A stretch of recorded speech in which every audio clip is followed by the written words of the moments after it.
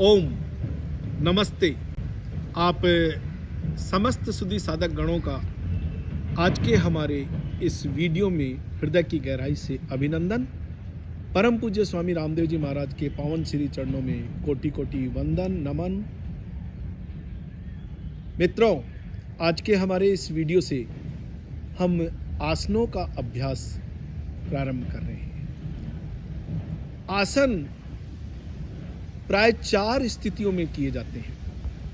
पीठ के बल लेटकर, पेट के बल लेटकर, बैठकर और खड़े होकर 4 प्रकार से आसनों का अभ्यास किया जाता है।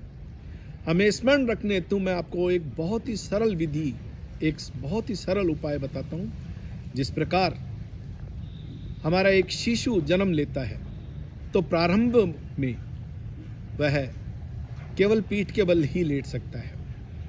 4 माह पश्चात वह पेट के बल लेटने लगता है और लगभग 8 माह पश्चात या 6 माह पश्चात एक स्वस्थ बालक 6 माह पश्चात, अन्यथा 8 माह बाद में वह बैठने लगता है और लगभग 1 वर्ष के पश्चात वह खड़ा होकर चलने लगता है। तो यही क्रम हमारा आसनों का भी होना चाहिए। आज हम पीठ के बल लेटकर किए जाने वाले बहुत ही उपयोगी आसन उत्तान पादासन का अभ्यास करेंगे। उत्तान पादासन का अभ्यास करने के लिए पीठ के बल लेटा जाता है, एड़ी पंजे दोनों आपस में मिला लिए जाते हैं और हथेलियां जंघाओं के पास लाकर भूमि से स्पर्श कर देते हैं। श्वास को भरते हुए, श्वास की स्थिति को मैं स्पष्ट कर रहा हूं, श्वास को भरते हुए अपने दाएं पैर को 90 डिग्री कोण पर ऊपर की ओर उठाया जाता है। अब आप यहां ध्यान दीजिएगा, पैर के पंजे की डायरेक्शन ऊपर आसमान की ओर रहती है। श्वास को अंदर रोकते हैं और उसके बाद में श्वास को छोड़ते हुए धीरे धीरे नीचे की ओर लाते हैं। इसी प्रकार पैर को बदल कर भी किया जाता है। हम दोनों पैरों से शुरू करेंगे। श्वास को भरते हुए पहले दाएं पैर से 1, आप जान रहे होंगे कि इस समय आपके पेट पर खिंचाव पड़ रहा है। 2, 3, पैर को बदलकर 4, 5, 6, 7, 8, 9, 10, 11, 12।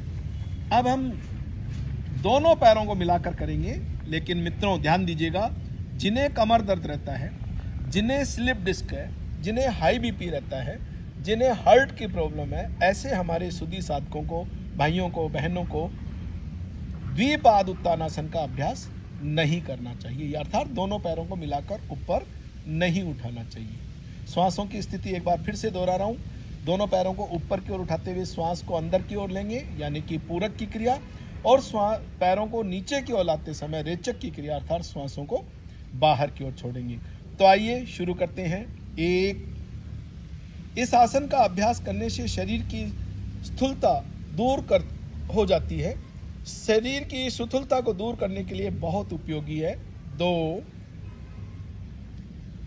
3, इस आसन से पेट के प्रत्येक स्नायु को भरपूर व्यायाम मिलता है। इससे पेट के स्नायु सशक्त बनते हैं एवं पाचन तंत्र व्यवस्थित रूप से कार्य करता है। 4, 5, 6,